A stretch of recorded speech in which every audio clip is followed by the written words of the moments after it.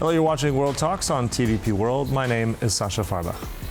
Now, President Donald Trump is threatening 100% tariffs on Canada, accusing Ottawa of letting Chinese goods slip into North America after Mark Carney warned at Davos that middle powers must stand up to coercion from the world's giants. As trade tensions, sovereignty disputes, and shifting alliances collide, we're now joined by Bernhard Otterstein, the president of the Polish-Canadian Chamber of Commerce, to analyze all the latest. Good to have you back in the studio. Welcome. Good to be here. So when we have a threat like this, 100% tariffs on Canada after Carney was in China, how realistic is that threat? I mean, there's brinkmanship. Is this real? How does Canada, analyze all this? As we all know, there have been various back and forth moves from the U.S. president in recent months. And I think that this response to Canada's signing of a strategic partnership with China after years of strained relations is perhaps, a little bit of a reaction to what could be seen as something that doesn't work for the United States. But it's actually not the case, because it is really just a tariff agreement on certain categories that had been traditionally traded between the two countries. China is Canada's second largest trading partner after the United States. And so I think that it should be taken in context. It's not really going to happen. We have the USMCA agreement with the United States, which provides for 85% free trade between our two countries at the moment. And so I think it needs to be taken into context, but Canada doesn't intend to shift away from the United States in favor of China. It's just another very important trading partner for the country. But on subtlety as well, I'm just curious, because you mentioned this USMCA, so this trade deal this agreement between the United States, Canada, and Mexico, that's due to be negotiated again in the summer. Now, this kind of statement, I mean, you could dismiss it, but do you think that's going to impact these negotiations in the summer? I think the negotiations for sort of reviewing the U.S. MCA, or CUSMA as we call it in Canada, is it's an opportunity for the three countries, to realign their multilateral relationship and/or their bilateral relations with between the United States and Canada and Mexico. And I think that all of the parties agree and know that they're important to each other. We share one continent, and we really have to work together, and we have for centuries. So I think that, or at least in large part. So I think that the reality is that the supply chains are very closely linked. It's not possible to decouple them immediately for any reasons. And I don't think those reasons could even be found to do that to any large extent. I mean, some adjustments are being made, will continue to be made, and the review really is a realistic reevaluation of where we stand and how we want that to move forward. But then also, if we're looking at that 100% tariff, I mean, so it seems extreme, but realistically looking at what kind of damage, how damaging would that be to Canadian industry? Well, at this point, with 85% of trade being free trade under the USMCA, there is not really that much room for those 100% tariffs. They're already at 25% for the remaining 15%. That wasn't the case a year or two ago. But I think that those words need to be taken in context. And as we know, President Trump is transactional. He's always trying to do the art of the deal, and that is sort of maybe just an expression of that. But at the same time, the art of the deal, yes, but going to the brink and back and forth, some would say that that's not necessarily good business, right?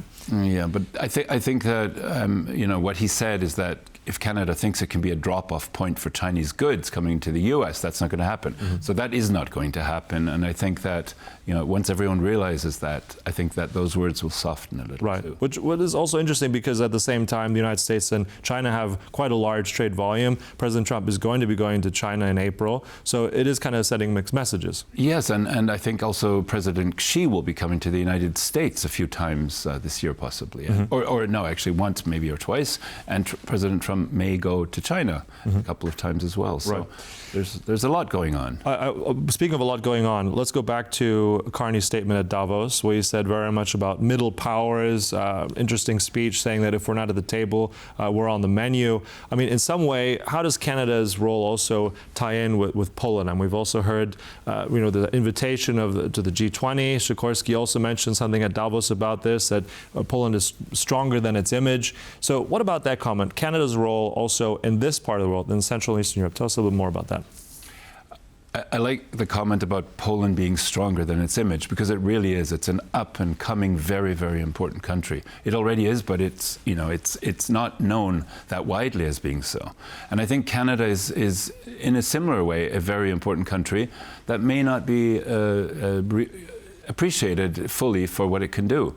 Poland and Canada have really, really strong relations that are strategic in nature, and they support each other with energy security, with defense, with cybersecurity and other things that are really, really key in this world. And I think that in relation to the United States, both countries have a very strong and very important relationship with the United States. And so all three countries are strategic partners.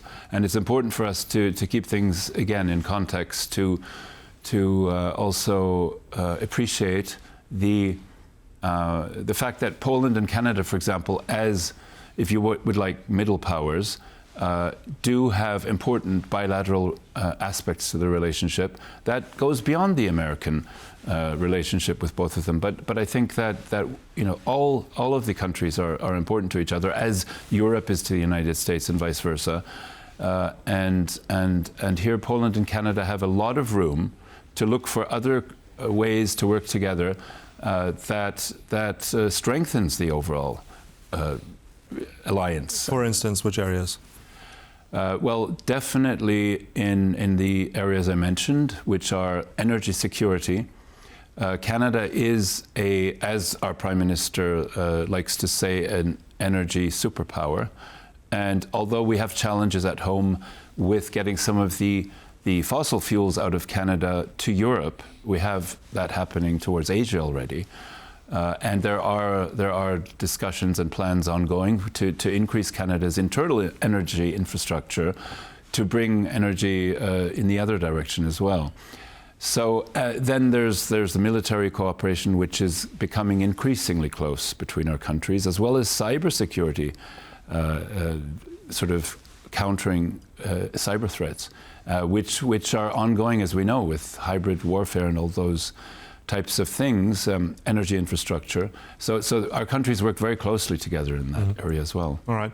I mean, you have the experience to look at how that relationship has changed. I mean, already with what you've seen over these last years, Canada's role with Poland and also present in the region. I mean, we have words like this from Prime Minister Carney saying it's about middle powers. Was that a direct address to Poland, and how will that realistically look like? I mean, we have these strong statements from the President and the United States against Canada, yet we have these close connections, as you said. So where does this all go in 3-6 months' time? Well, I think it's an interesting dynamic. Canada and Poland also have a strategic agreement between them.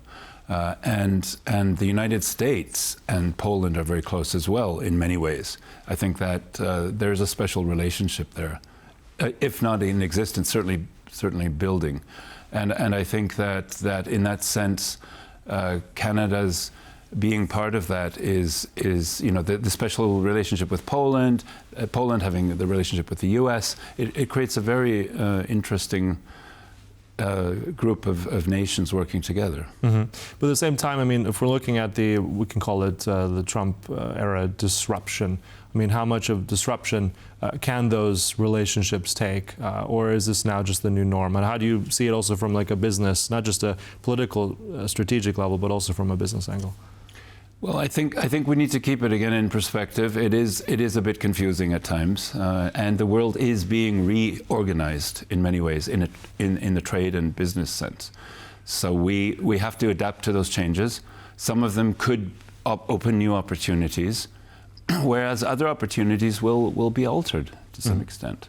And Poland's role in all of this, because I mean, Sikorski made an interesting comment there, right, with the invitation to be just at the not a permanent member of G20, but just one final sentence and all that. Poland deserves to be in the G20. It's up and coming. It's going to be stronger with every coming year. And I think that that's a realization of the fact and a celebration, perhaps. All right. Well, interesting perspective always. Bernhard Otterstein there, President of the Polish-Canadian Chamber of Commerce. Thank you so much for coming in. My pleasure. Thank you. And thank you for watching. That concludes World Talks. But stay right here on TVP World for more news and commentary. Goodbye.